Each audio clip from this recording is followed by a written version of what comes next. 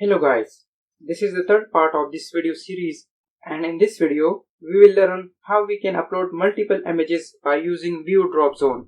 Before starting the video, I request you to subscribe to this channel and hit the bell icon. Now let's start the video. The first thing is to configure the Dropzone for multiple files uploading.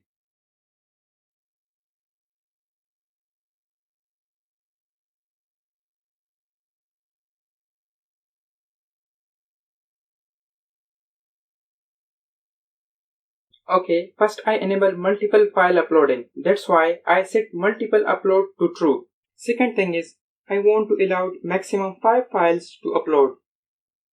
Next thing is I want to upload all these 5 files in one request. That's why I assign 5 value to parallel uploads.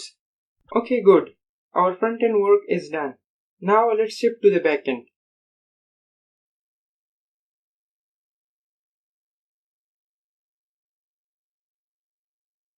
The first thing is I get all the 5 files from the request and assign them to a variable. Now I check photos variable. If it's not an array, then I make it as array.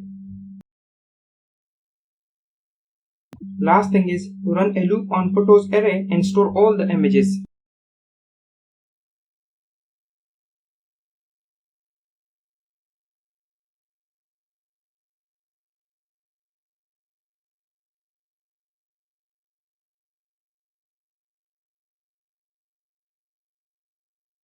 Everything is ready. Now it's time to test our code.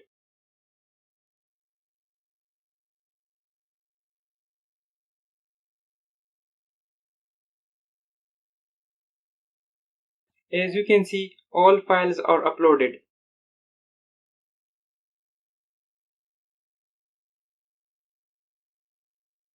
All 5 images are here.